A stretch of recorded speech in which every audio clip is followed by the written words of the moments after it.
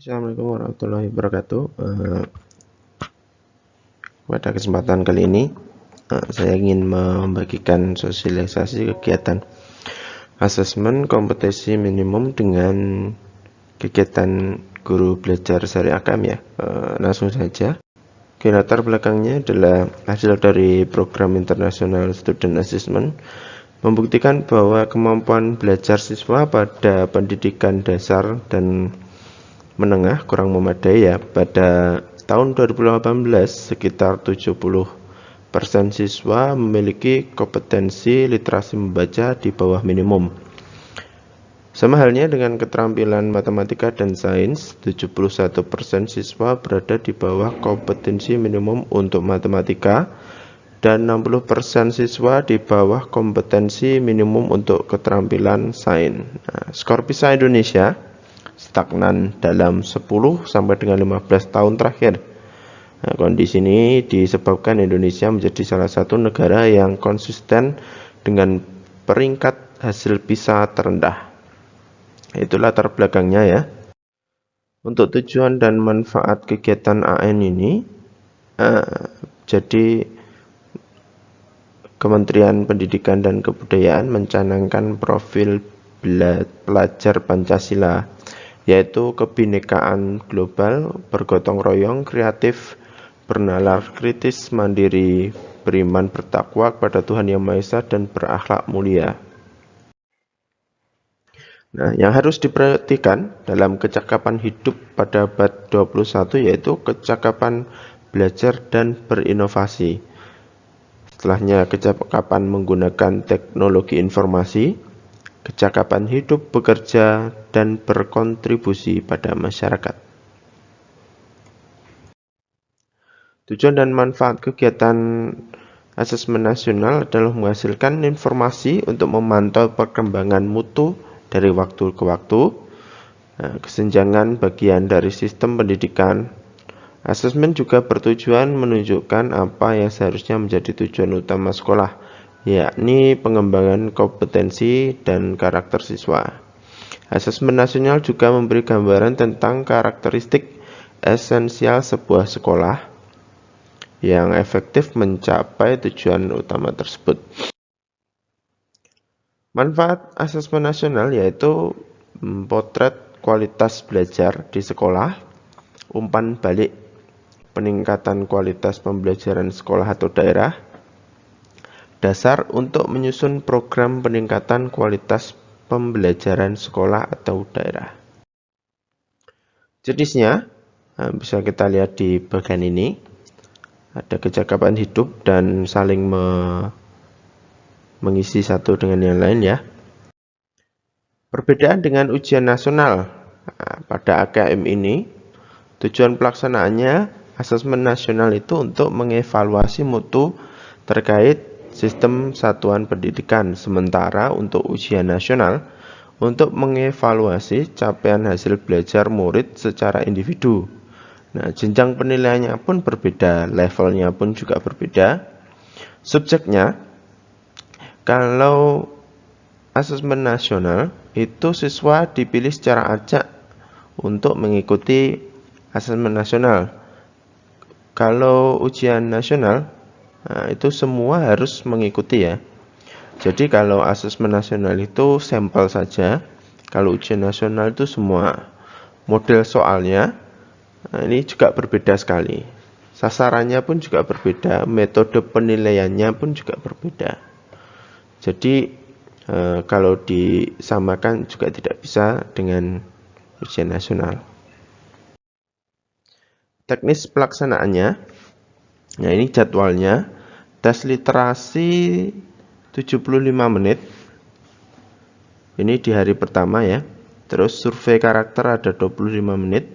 Itu untuk SDMI dan untuk MTS SMP, SMA, SMK, MA ada tes literasi 90 menit, survei karakter 30 menit, dan untuk hari yang kedua tes numerasi 90 menit dan survei lingkungan belajar 30 menit. Petunjuk dan teknis pelaksanaan asesmen nasional. Peserta AKM seluruh satuan pendidikan, tidak semua murid Nah, jadi pemilihannya cak tadi ya. Berbasis komputer dan bersifat adaptif. Bentuk soalnya ada pilihan ganda. Pilihan ganda kompleks menjodohkan, isian singkat dan uraian. Nah, ini kategori hasil AKM-nya perlu kita perhatikan. Ada 4 poin di sini, yaitu perlu intervensi khusus, dasar, cakap, dan mahir.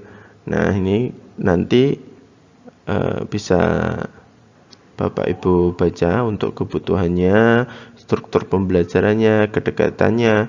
Jadi apapun yang saya tampilkan di sini itu hasil dari pelatihan AKM kemarin.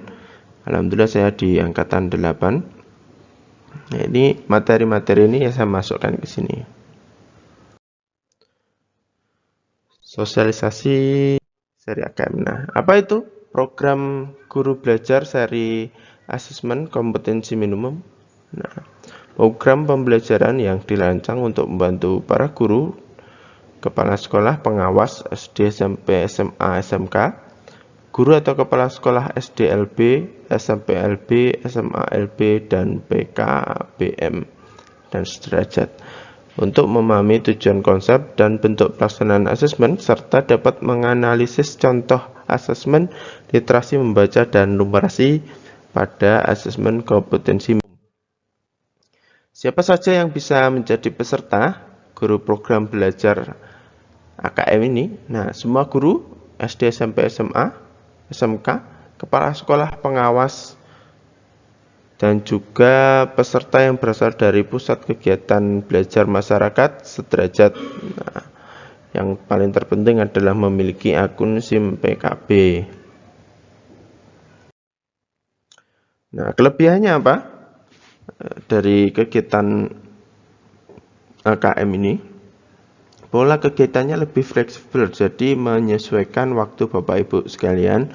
Bisa dikerjakan malam hari, siang, ataupun pagi hari juga bisa. Lebih mudah, lebih kolaboratif. Nah, tahapan kegiatannya yaitu BIMTEK dan pengimbasan. Nah, seperti yang saya lakukan sekarang ini pada tahap pengimbasan ya, karena BIMTEK-nya sudah saya lalui kemarin. Waktu pelaksanaannya, nah untuk angkatan 1 sampai dengan 11, yang untuk pendaftarannya tanggal 22 Desember 2020 sampai dengan 23 Februari 2021. Nah, ada 11 angkatan. Ini masih dibuka angkatan ke-9 kalau tidak salah ke-10. Untuk pengimbasannya semua angkatan dari 9 Januari sampai dengan 27 Februari. Apa yang didapat peserta program guru belajar seri AKM ini? Nah, pengalaman belajar. Jadi kita akan belajar bagaimana sih sistem dan juga tata cara ataupun apa sih AKM itu. Nah, kita nanti akan diberikan materi-materi yang lengkap sekali oleh pemerintah dan kita akan disuruh mencoba juga membuat soalnya, menjawab soal-soal juga. Nah, yang kedua adalah pengalaman belajar bersama sesama guru, kepala sekolah, pengawas, dan PKBM sederajat. Pemahaman terhadap asesmen kompetensi nasional, sertifikat BIMTEK 32 JP, dan piagam penghargaan. Oke, caranya bagaimana? Caranya kita masuk ke http gurubelajar.kemendikbud.go.id. Nah, nanti pilih guru belajar seri AKM. Jangan lupa untuk login juga. Masukkan UKG dan password yang Bapak Ibu guru miliki. Pilih angkatan, ikuti kegiatannya sampai tuntas ya. Ya, saya perlu diperhatikan juga. Jika kuis yang selanjutnya tidak muncul, dibiarkan saja dulu karena mungkin server di sana itu pas sibuk-sibuknya ya. Jadi tidak masuk jawabannya. Yang saya lalui kemarin itu akhirnya saya mencoba terus, saya masukkan terus, akhirnya dianggap gagal ya 3 kali. Akhirnya saya tunggu beberapa hari, alhamdulillah bisa dilanjutkan lagi. Oke, seperti itu.